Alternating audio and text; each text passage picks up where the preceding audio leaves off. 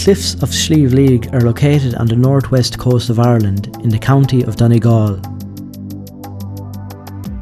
There are several car parks along the small narrow road leading to Slieve League, but the one I stopped at is one where you can see the cliffs from the car park. If you stop at any of the earlier car parks, you'll be adding several kilometres to your walk.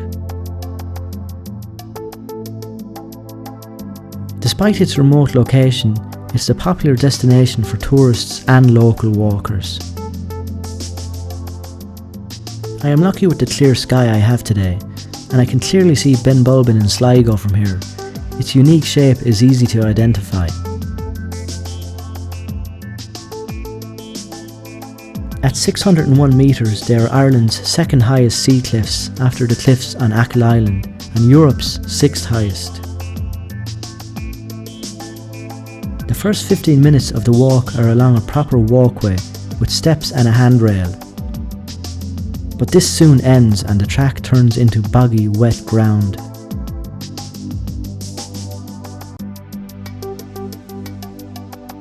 This lasts for about 20 minutes and then I am onto a more rocky terrain. A bit of scrambling is needed and you'll also need to keep a close eye on exactly where you're placing your feet. Because the route is so exposed, the force of the wind was constantly pushing me inland.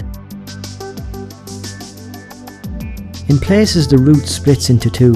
One leads to the more challenging ridges and the other leads along a safer path. Because of the high winds today, I'll be taking the safer, less exposed path. As I get higher and higher, there seems to be less and less people along the way, which is understandable as you would have to come prepared if you wanted to tackle Slieve League. I've reached a peak that has a small stone hut built on it. This is not the summit of Slieve League.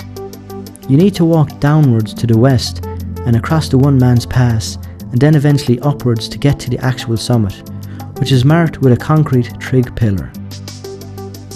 Any book or website you read describing the walk along Slieve League will include a warning about the One Man's Pass.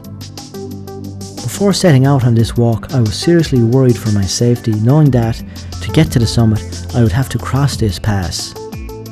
As I reached it, I stopped and studied it for a while.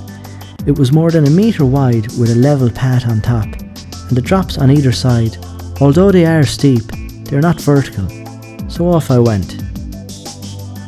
The wind was blowing quite strong, but I never really felt in any danger of falling, so I suppose the legend of the One Man's Pass was one of those bits of excitement added to the story, so when a hill walker returns home after a day spent on Slieve League, they can tell how they bravely crossed the One Man's Pass, but almost didn't make it.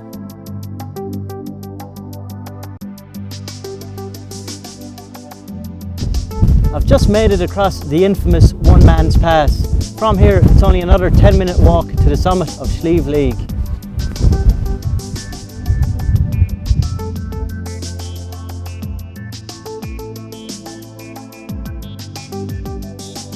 This location is out of the way for most people living in and visiting this country, but if you're into dramatic scenery, it's well worth the drive.